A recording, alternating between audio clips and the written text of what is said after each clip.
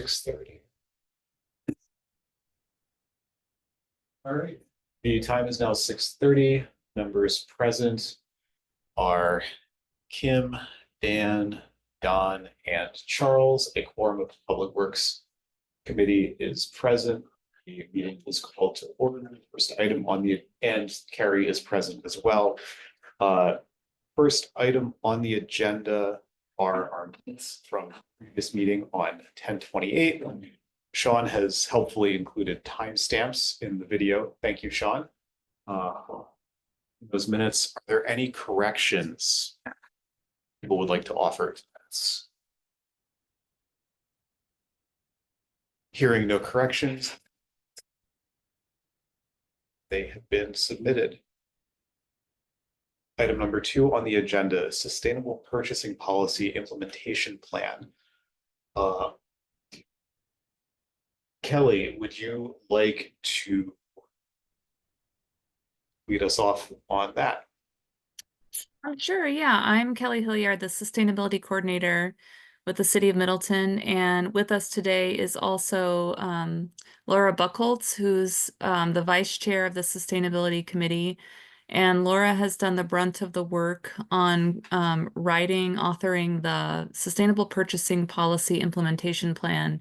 The Sustainable Purchasing Policy was a document that we started about a couple years ago, and Lisa Alder Henairo helped draft a 3-page sustainable purchasing policy, knowing that in order to implement the purchasing policy, we need an implementation plan that gets into more of the how-to for staff to work on helping staff make more sustainable purchasing decisions for materials that they purchase, and especially prioritizing the big ticket items like HVAC equipment, fleet vehicles, and the items for the city that produce the most carbon emissions. Right now, the committee is most focused on climate mitigation. And so when Laura was going through the process of drafting this plan, along with the committee and other members as well, that was one of the major priorities, and didn't get so lost in the weeds on items like paper clips and office supplies. So Laura has a short presentation, I believe, tonight to talk about how the implementation plan was created, what feedback and process it's already gone through. And then the committee is looking for feedback on this implementation plan, which is mostly for staff to follow internally at the city. And I can take notes and pass that back eventually to the Sustainability Committee, and Laura will perhaps make some edits. And then this is looking to go to council within a month or a month and a half for final approval. So Laura does a great job of explaining it. So I'll turn it over to her, and she's on the meeting right now as well. She was. She's not currently. I'm not sure why, but her connection must have dropped out, unfortunately. I'm wondering if until she reconnects, we want to move on to something else. Let's move on to. There's Laura reconnecting. Yeah. Okay, chose a different location. Hopefully it won't go away this time. So Kelly just introduced the topic and introduced you, Laura. So let me widen my screen just a smidge here. Okay, so this should be your slides. Are they visible to you as well? Yes, I can see them. Okay, so we're good to go? We are on our end. Okay, well, first of all, thank you for having me. Hi to everybody on the committee. I'm the Vice Chair of the Sustainability Committee, and we've been working on an implementation plan. We've taken it to the Common Council, and they've sent it out to committees for review. And so I'm here to just give you an overview and then answer any questions, take your comments back, and try and update it, make it a little bit better. So if you could go to the next slide. Basically, we have prioritized the goals of the plan based on city policy. As you know, climate and energy is right at the top there, and so is environmental stewardship. So that was our focus to try and make this a little bit more workable as we roll it out. So if you go to the next slide, you could see that each one of our, oh, I think I missed one there. I think I gave an overview. Are we missing a slide? There we go, prioritization. The prioritization, highest is climate energy. Then we look at chemicals and water. And then from there, some of the smaller ones, impacts, we don't purchase that much paper and things like that. So we put that as a lower priority. So the top priority items are, I have them listed on a flow chart. They're, Oh, I apologize. it's That's not gotta- mine. Something is really laggy here. That's all right. I'll keep working on it from, there we go. We'll just do the best we can from memory. I've done this before. The flow chart tells a little bit more about that prioritization, the guidance sheet. Each one of the guidance categories focuses in on what they should think about, look at, certification tools, things like that. We have a 5-year timeline to try and make it more manageable for staff to do and not impede their work too much. We've introduced some measurements to gather what's already being done and made some suggestions as we develop our own metrics going forward. And then finally, we've added a checklist to make it simple for staff to research, make decisions, and then use the budget forms, both to obviously make requests, but also to kind of track what's being done. So if you want to go to the next one, this one kind of talks about the guidance sheet, and I picked a guidance sheet which would be of interest to Public Works. The guidance sheets that I popped up here in the prioritization, we've got vehicles and equipment, HVAC and natural gas. That might be a little bit more for building maintenance, but cement, building materials, that's something that definitely impacts Public Works, but it is my understanding that most of those purchases go through the quote and bid system. So we tried to create some language to help with that as well. And then on down to chemicals and cleaning and water appliances. Chemicals also include road salt. That's something we want to track so that we can do our best to keep as much of it out of the lakes as possible. So the next guidance sheet probably talks about vehicles and equipment. Well, actually, this one's on cement and building. So if you look at that, each one of the guidance sheets comes with a maxim, which is just a rule of thumb. Think about this when you're making this type of purchase. And then next to that, we have the standard, which is city policy that must kind of be done. And since it's new, we also added some questions that staff could ask. Okay, did I do this? Think of the questions as like a mini checklist in that particular category. That way you can just hopefully get everything you need on one sheet. If you need something more, we have the longer list, which I'll cover a little bit later. In terms of the cement standards, we worked with the Wisconsin Municipal Energy Embodied Carbon Reduction Initiative to get some of the language that would be applicable to engineers. I'm not an engineer, so I basically listened to what the engineers said and tried to write some standards in a way that you would understand. So those are in there. Building policy is in development. So Kelly is working on some building guidelines, but that's more for developers and things. But you might have some building materials that you would need. So in the interim, while we're developing the policy and producing our own materials, I have linked to Santa Monica Materials, which covers quite a bit of things like adhesives, floor coverings, lighting, paint, things like that. So we did provide guidance for as much as we could within this category. So then the next category, I think I talked about when we get caught up to it.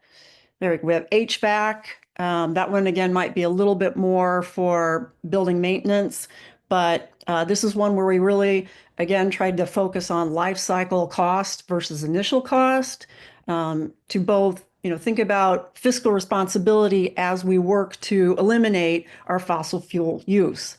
As many of you know, the most sustainable option isn't always the cheapest option, and the initial cost isn't always the cheapest. So we just kind of want to get that mindset there, and then make decisions considering everything that's going on. For example, we may be building the community campus, and if we're doing that, it doesn't make a whole lot of sense to replace all the HVAC in some of the buildings that would maybe get torn down. So one thing you could do is just don't do anything. Sometimes the best purchase is nothing. Also in there, do you have the one with quotes and bids? Slide with the quotes and bids. Going as slowly as I can. It's probably back a little bit, but I can just tell you about the quotes and the bids. That we just put in, again, some language to help you with quotes and bids, to statement from the city saying that sustainability is important to us. I can't remember if it was in the quotes and bids or the cement one, but we put in information about, we put information in, let me see if I can pull up mine real quick. No, that's not gonna, there we go. There we go. The city statement to request also environmental certifications, or EPDs, environmental product disclosures. And that, in addition to telling us what we're using and buying, things like that, is also meant to help educate our contractors that this is something forward. So we're trying to move it down our supply chain, and also to create some competition among the contractors. So if one contractor has EPDs and the other doesn't, and he's afraid he might, lose a contract based on that alone, maybe he'll look a little deeper. That will try and help educate him as well as to what we're trying to achieve here. It's also a way we can track some measurement, what percent of our contractors have environmental certifications, what percent are providing EPDs. Is this changing over the years as we use these things? So there's a measurement element in there as well too. So right now it looks like you're on the checklist, so let's talk about that. The checklist is really just to kind of compress the whole plan down to one page. It's like, okay, what's the research process that would I go through? And one thing we really wanted to do, in addition to promoting the life cycle cost analysis and using our tools, is also to involve Kelly. If you have questions, if you're wondering about rebates, if you're having difficulty doing something, then talk to Kelly, contact us on the Sustainability Committee. What can we do to help you with this process? The same thing with decision justification. It's pretty simple if the most sustainable option is also the cheapest, but what if it's not the cheapest? What if it's X percent more expensive? Well, then what's the cutoff? And that is something that we have asked Common Council. It's like, what cutoff can staff work with?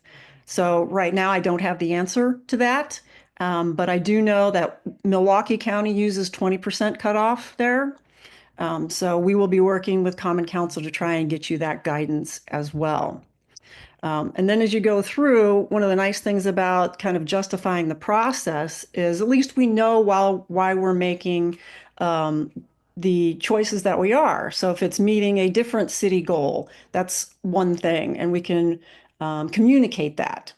So if you can get to the slide where we talk about the 5-year plan, you will see in the 5-year plan that there's also educational information, like updating the website.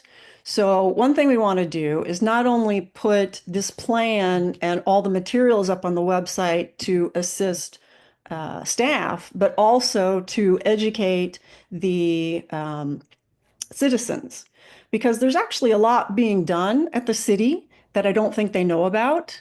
and we have some vocal citizens that express themselves in not the kindest of terms.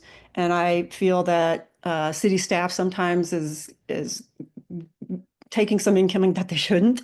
And so what we would like to do is get that up on the website, maybe in year 2 or 3, put the metrics up there that we need to share so that they really do have a better understanding of what's going on. In the 5-year plan, we do start out with quotes and bids because we think that changing the cement language, cement accounts for 8% of greenhouse gas emissions globally. So that's a big bang for your buck if we can just kind of change the language there. So we have that one definitely going to happen in year 1. Same thing with the HVAC. Let's see where we're at and have a plan. A big one, I think, for Public Works is trying to get our fuel data in an analyzable format. I only saw a PDF. So in talking with Sean, he thought we maybe already did have it, which would be great. So if you have that, what I saw from Senec was all the data that we needed. It was just in a PDF. So if you can get it in an Excel form, then we should be able to get that data, analyze it, and then in year 2 and 3, get it up on the website and start educating. It was Alder Hanaro noted that we had energy power equipment inventory and replacement plans scheduled for year 2. That was just to spread things out so that we didn't load up too much on Public Works, because a lot of this, I think, does fall to Public Works more than some of the other departments. But if you think that that one should be moved forward or moved around, we're kind of open to, you don't have to stay in these necessarily years. You could do it earlier, later, we can move it around. The whole idea, though, is to make it manageable for all the departments to make progress. And as you go through the years, if you take a look, in addition to updating the website, publishing our data, creating these plans, you'll see that we also talk about continual maintenance of the plan. So if we find in year 2 or 3 that we're way off, going too fast, too slow, focusing on the wrong stuff, that we can kind of adjust. But it's in year 5, after we've kind of gone through each of these, that we think we should take another deep dive, work with staff again, and thank you to all staff that spent all that time talking to me. I know you're busy and I do appreciate it. So I hopefully won't bother you at that level again for a few years, but then let's take a look. Let's see what works, what doesn't work, update our goals, plans, refine our measurements, make sure that the website is working. Hopefully we've made a lot of accomplishments, and we should celebrate as a team at what we've done. So in general, that's the sustainable purchasing policy implementation plan.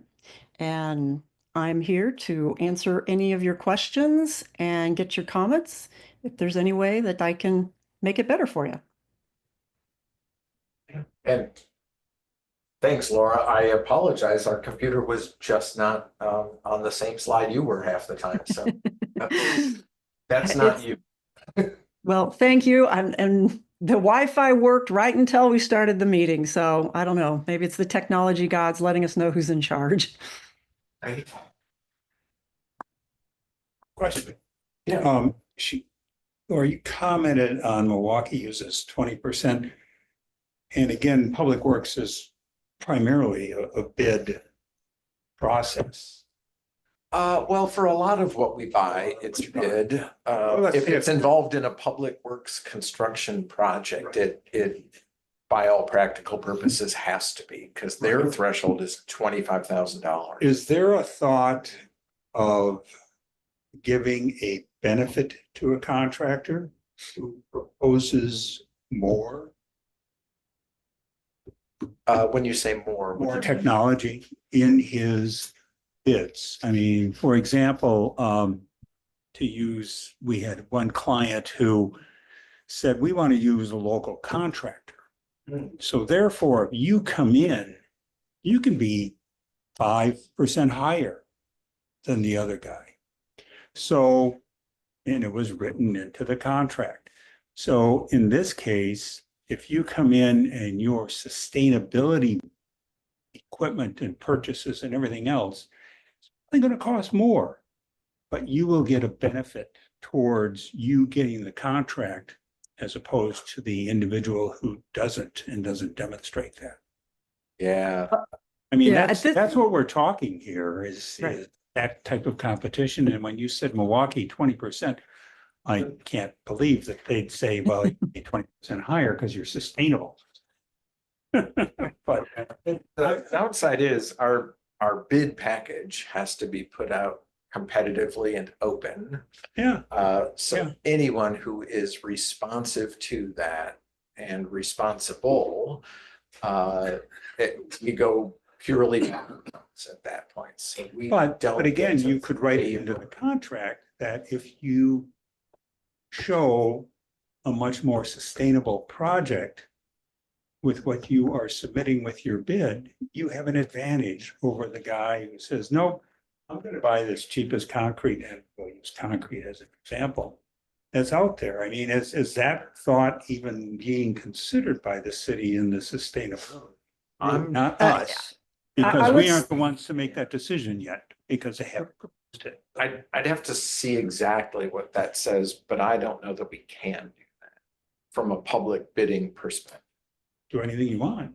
You write it in. the- No, no, Write it in the bid, you absolutely can't. cannot. Write it in the bid, and it's fair, you can do that. It would have to be evaluated though Yeah. upfront Yeah, as to what does that mean in dollars and cents. Yeah. understand. I think that along those lines, we do have in, I'm not sure if it's on the quotes and bids page, we do have in there that it's up to that you could put it in there, but we didn't really say like a discretion. We said it's up to the department head's discretion of how much you want to, I think it was when we had it for asking for environmental product disclosures and stuff like that between 1% and 5%. Like it might count 1% to 5% of the contract, but instead of telling them, you know, exactly how much it counted, we left that to the discretion of the department head. That's the closest thing that we have right now. Like, you know, council, they haven't given us a flat like amount, but it's like, okay, if this if this bidder has the environmental documentation or is like local things like that, then there's supposed to be a little wiggle room. And as I'm hearing Sean, that would have to be written in the contract. But at least for the guidance that we gave, it's somewhat up to, I guess you as the department head as to how much between 1% and 5%. How much would you count the person who's giving you the sustainable choice? So there is a benefit in what she's proposing. Yeah, I think we have to write specifications that are minimal requirements to the job. Well, that then defines it and you can't deviate from that. Yeah. And So there is no after- benefit. When You someone either meets meet it or that you don't. minimum requirement, Yeah. then we go on price. Yeah. So you either do it or don't. And it's not, it's got to be based on that cost. Okay. I'm just, offering it up as a suggestion. And yeah, it takes some fancy writing, but it can be done. It's like Buy American. If you can save on this particular pump Yeah. 20% of the cost by bringing in a Chinese manufacturer that's just as good as the American manufacturer, or Japanese manufacturer, or Mexican manufacturer, there's an option there that gives you an advantage, but you as a city have to make that decision. Is this going to be acceptable? And yes, you're opening yourself up. You're going to have somebody that says, hey, I quoted all American stuff. You can't eliminate me. Right? If that's in our criterion Yeah. that says all of our water main pipe has to be American iron, we can do that because that's a minimum requirement at Yeah. that point. But if we say it has to be iron pipe of this pressure class, We've Could be anything. essentially said, we don't care where Yeah, it came you can from. open it wide open. Yeah. I think in the future, we may see that more has to be American. I can see that coming down the pike in the next 4 years. For municipal. Well, and some of that though was all tied to federal stuff, because Yeah. they do that. Yeah. We haven't done. Okay. I'm done.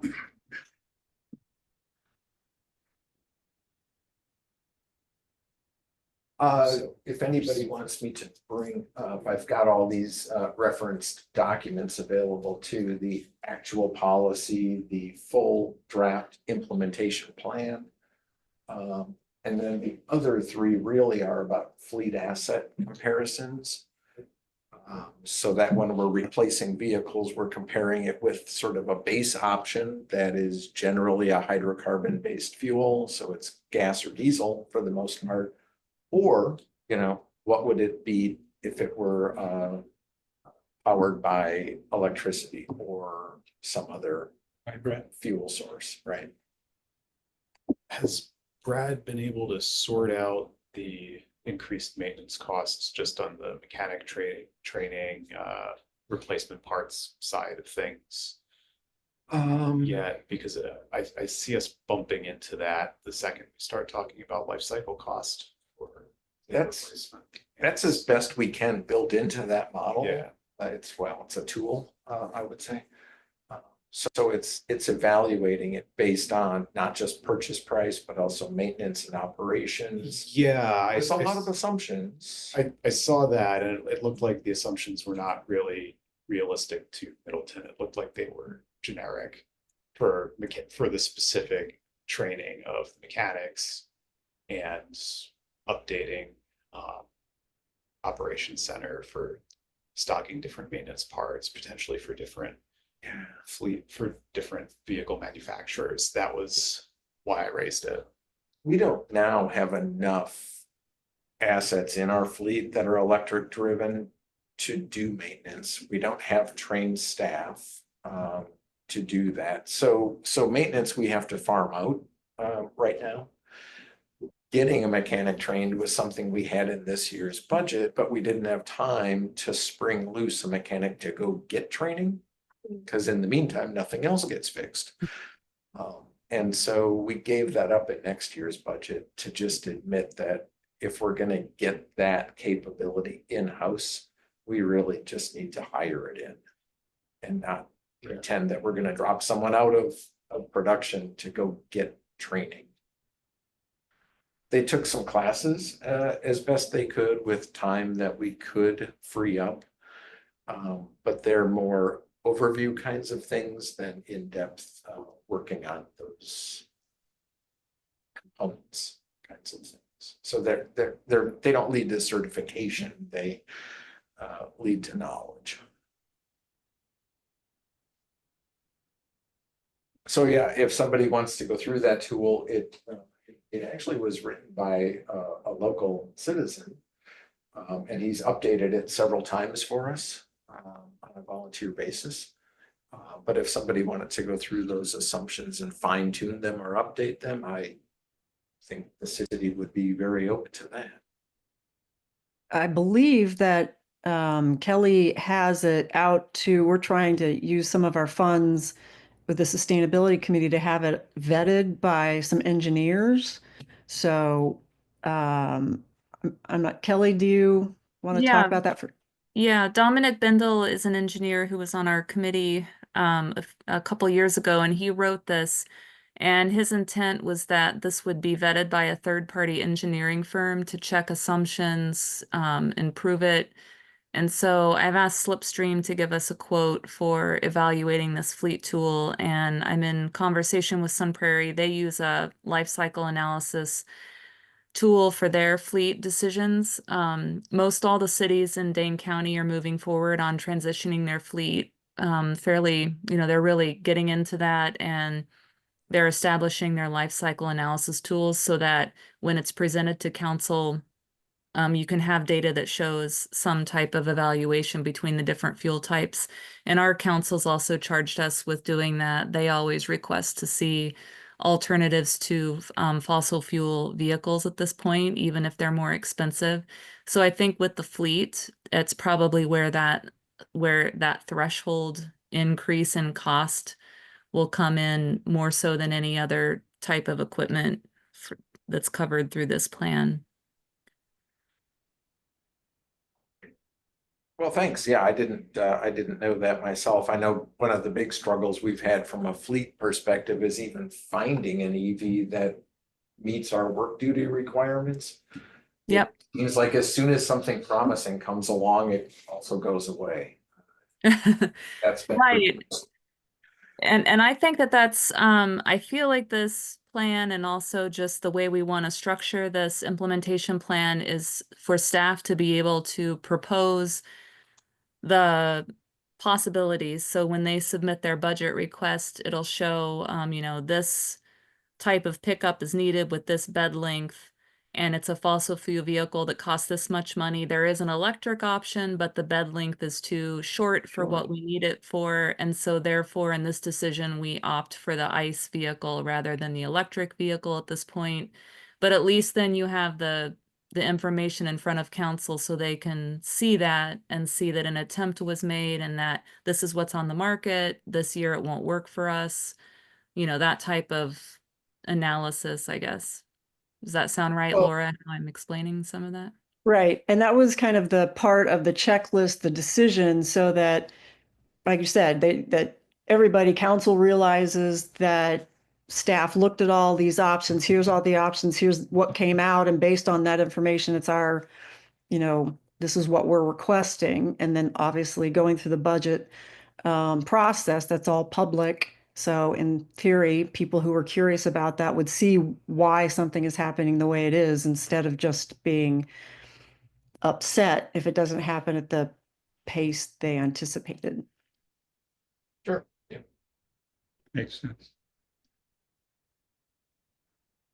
I don't know if there was any specific input on this implementation plan itself, that one document. I know it's been through, like Laura said, several iterations with various staff committees. This is, I think, version 4, if I'm remembering right. And so Sounds like it's a living document and that it's going to change year to year even. as we find out. Yeah. Absolutely. Oh, that didn't work. But you gotta start somewhere. Right. And I think this is, at a high level, I would say this is, I think, a really good starting point. Do we need any action from this committee in this? Only if you had input or suggestions for any other edits before it goes back to the council for adoption. I think that's the kind of feedback really that we're focused on here tonight. No, I don't. I'm looking forward to actually seeing this implemented on a staff scale, because it just kind of like you were saying, it's nice for us as council members when constituents come with us with sustainability concerns to say, this is what we looked at. Like staff didn't just make the decision based on one thing, but we took that into consideration, looked at all of those options, and this is why we chose what we chose. Extremely helpful, and I have to say it's just impressive the amount of work that went into those checklists and the guidelines. Like, that's well done. Thank you. Thank you. Yeah, I was going to add the same thing. I was really impressed with the information and the way you presented it, and it's just very clear. And the timeline, I think all those things are super helpful. Thank you. Thank you. Okay, good.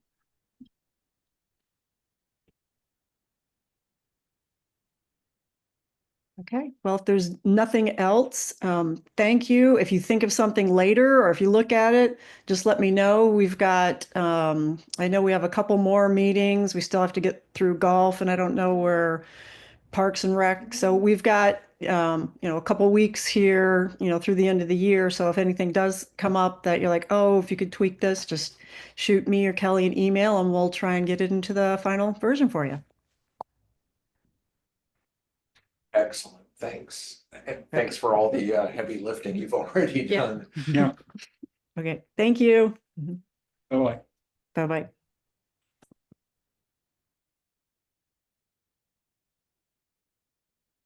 Right, agenda item number 3, the official map.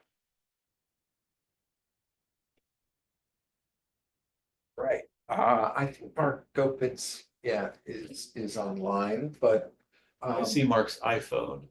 Yeah, and it's an iPhone 12, so nice. Um. So Mark put this information together, we put it in here. It's not something we've done an awful lot to review or update the official map, but I think Mark gave a nice summary. There's nothing in here that was, to me, eye-popping or likely controversial.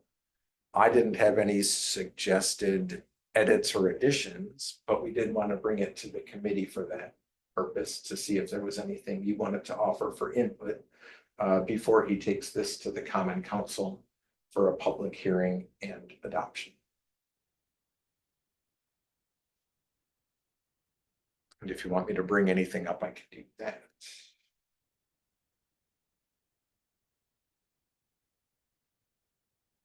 Again, another individual taking something and running with it, which is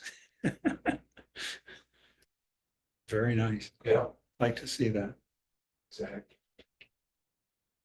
So it's kind of the high level overview of what the changes are in mapping, but they're all pretty much in process or catch up kinds of things, I would say for the most part, or updating our official map to recognize, especially around the Ziegler Farm, some things that are already in process. Mhm. All right. Does anyone want to move to recommend this to council?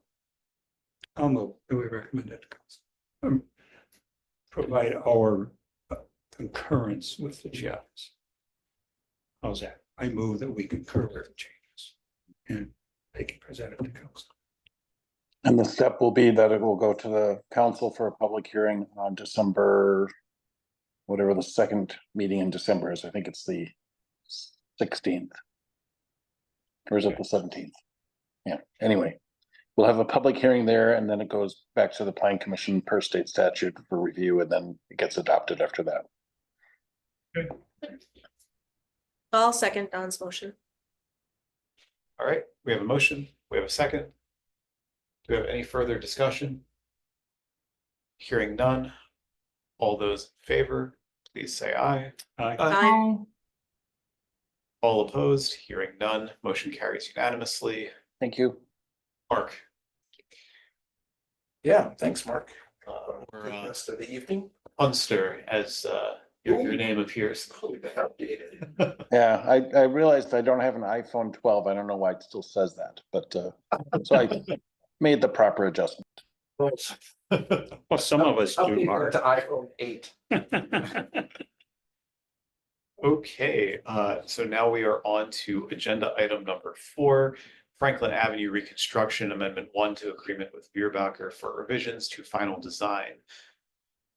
Sean, if you'd like to lead Right, this one. so it was not terribly long ago, but we had been done with preliminary design. We are done with preliminary design, but as we were approaching final design, there was a recommendation from the Ped Bike Transit Committee to look at raised crosswalks at 5 approaches to intersections along Franklin Avenue. And so the committee had asked for an amendment to look into what it would take and what the likely fallout, what the construction costs would be for including those in final design.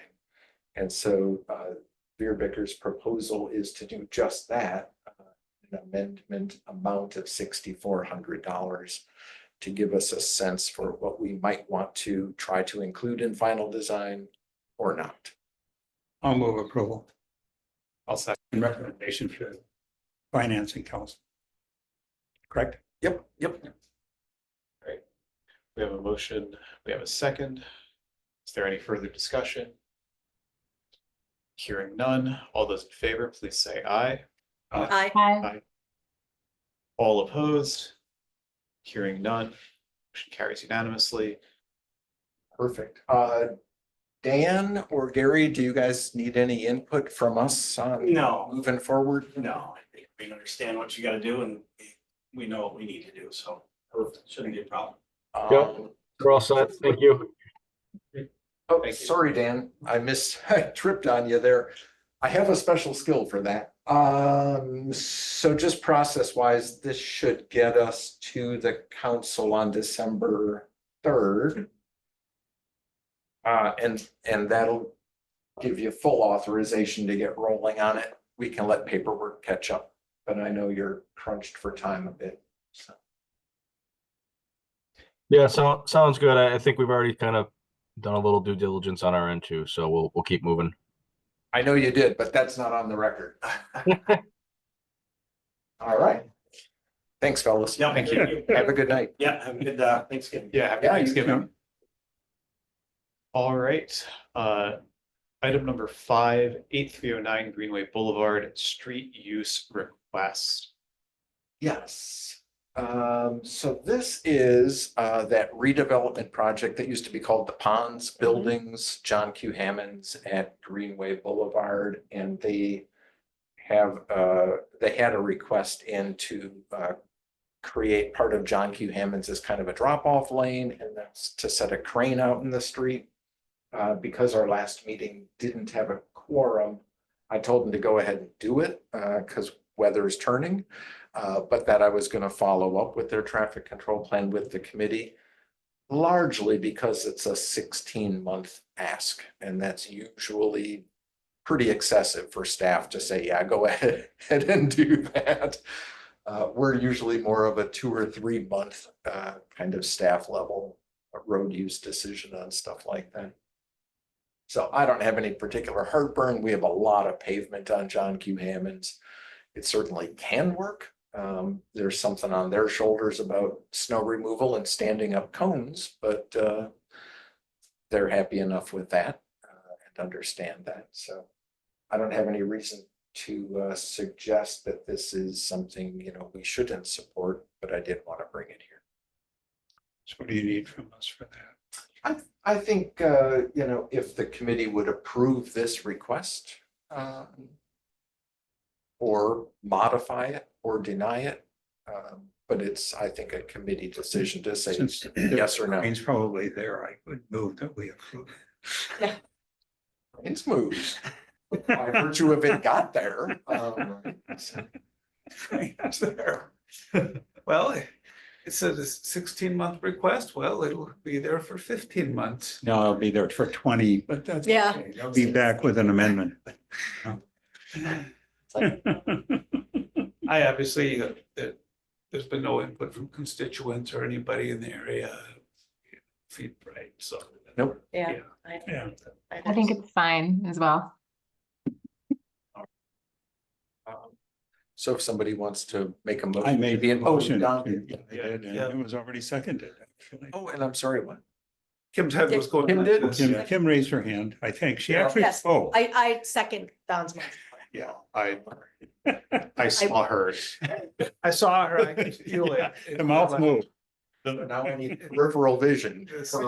And yes, because it came through. All right, we have a motion, we have a second. Do we have any further discussion? Hearing none, all those in favor, please say aye. Aye. Hi. Aye. Hearing, or all opposed? Hearing none, the motion carries unanimously. Right. All right. Next item, 6300 University Ave TIA approval. Right, so we got the final report in from our consultant. I had shared it with the development team as well as these recommendations, which are embedded in the report. They're all, I would say, outside of public streets. They're really more site plan revision kinds of things. I had heard from a representative of the development team that they don't object to that. Eric is here tonight with the development team, I think, to answer any questions that there may be.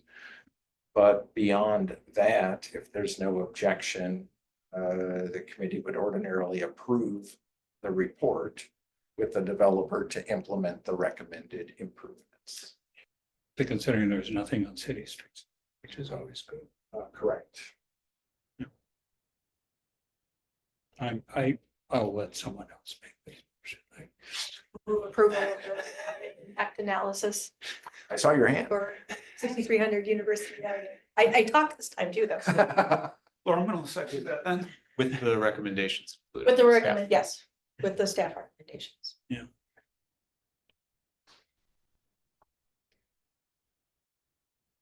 All right, we have a motion, we have a second. Is there any further discussion?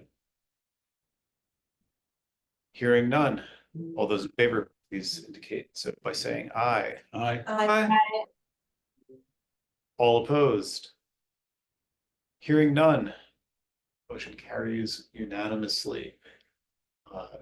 And now we are on to, and Eric, thank you for joining us. We are Thank you now, all. Thank you all. So ordinance. sanitary sewer rates. And we have Mike Meyer, who's our utility foreman with us tonight. I'll give you the short version. This is something we do every year to try to keep up with MMSD rate changes. But then also some of our physical plant program. So between MMSD giving us a letter in late October and us trying to, I say us, but Mike, trying to crunch through a spreadsheet of numbers and get it to the committees so that we can get it out to customers. There's a lot of work in a very short period of time. This year, MMSD, I think, helped us out by giving us a few extra days, which was nice. But I think you'll see any big surprises in this. It's pretty much, like I say, what we do pretty routinely. So just bring those numbers up on the screen. Do you have anything to add, Mike? No, I just crunched the numbers. It went up roughly 54,000 overall, which I don't think that's unrealistic, I guess. We didn't have to make a $200,000 correction like we did last year at the last minute that Madison Metropolitan came up with. So that was good. And their estimate for this year was right on. So it was nice, but they still dropped it literally within 3 days of needing to get it to Bill and the finance. So, but other than that, it's pretty cut and dry. Well, it's a 3-cent change per 100 gallons. That's it. I'm sorry. Oh, what's the? So it's a 1 cent change. Oh, okay. Okay. Oh, yeah. Penny per 100. Yeah. Almost a 2% increase. Almost a what? Fun with numbers. Yeah. When a penny is 2%, Yeah. not dealing with big money.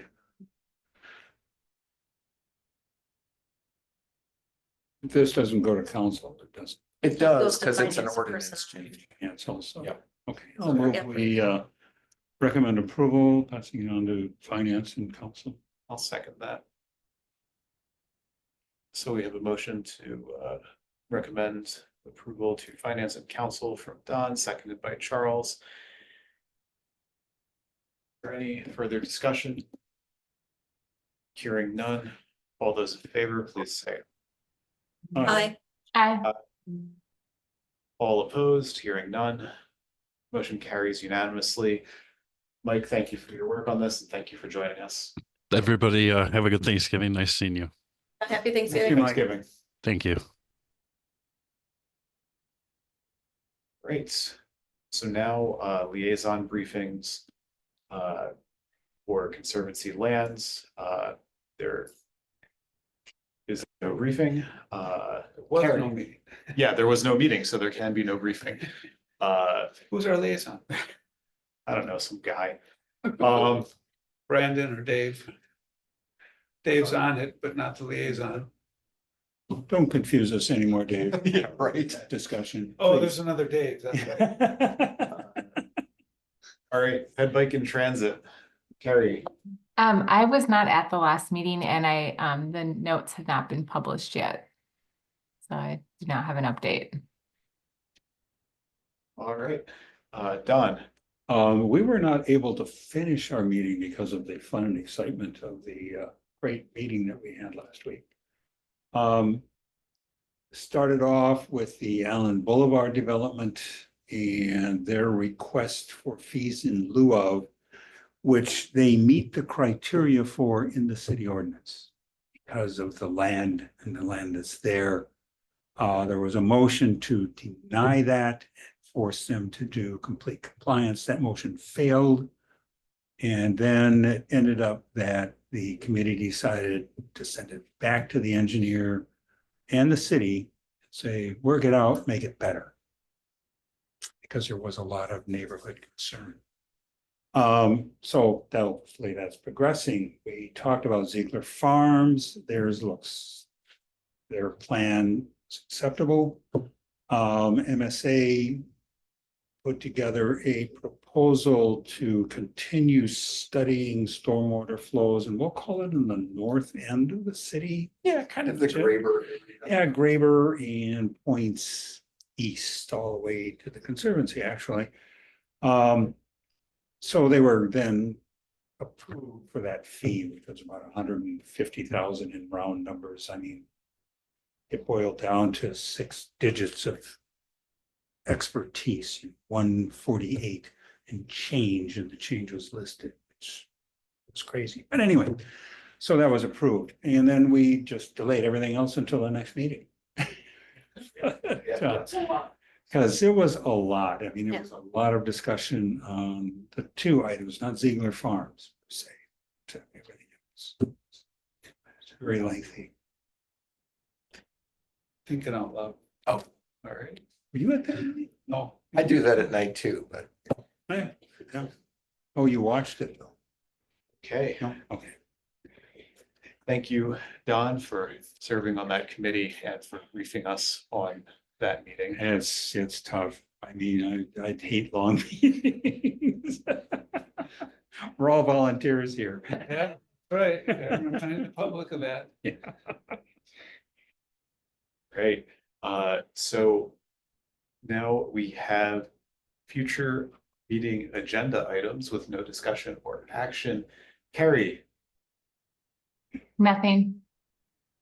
Okay. Kim. I have 2. Okay. So LNO is going to meet and discuss how we appoint liaisons to committees. And I would like us to have a little bit of a conversation about how we want that to potentially look, plus whether or not we actually need to have liaisons to these committees. And I would also, at some point, I think Brandon had mentioned this before, talking about maybe standardizing where we put these raised crosswalks, and so that we have a little bit more guidance as to where they should go and not just put them there because, hey, we should try them somewhere. That's your second item. Yes, Just checking. yes, It's that's 2. They flowed together. I'm sorry. Item 1, liaisons. Item 2, discussion about standardizing the process by which we choose where to put raised crosswalks. and you mentioned raised crosswalks. Did you mean all traffic calming features or raised crosswalks? No, specifically raised crosswalks. Gotcha. In parentheses, green paint. Right. Dave. Okay. Yeah. How do I want to phrase this? Let's say Public Works guidance on the Orchid Heights no street light covenant.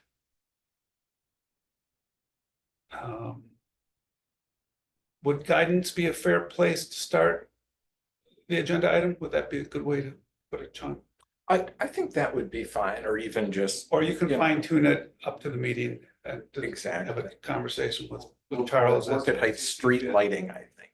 Yep. So we don't get into covenants. Okay. So let's come up and appreciate the information Sean's already provided me, so. Great. Thank you. None. All right. Can't even call on you. No, I was anticipating your call. I, This is not. I have none, but just for the record, since it's that time of year, I wanted to say that I'm thankful to everyone on this committee for the work that you put in, both our council members and my other volunteers who work and show up to these meetings and prepare for them and serve on other committees, which also take time and preparation. Thank you, Todd, Carrie, and Brandon, when you are watching this.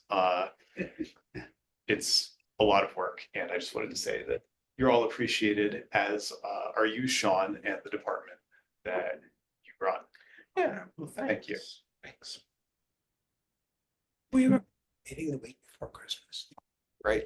At that, we've reached the end of our noticed agenda, so we're adjourned. Thanks, By the Charles. way, I almost said I wanted a deer crossing sign. Here I hit was. You hit a deer. As a grant. Did you hit it? Really? Recently you hit a deer? Yes, yeah, yeah. 54 minutes. Good job, everyone. Hey. Before we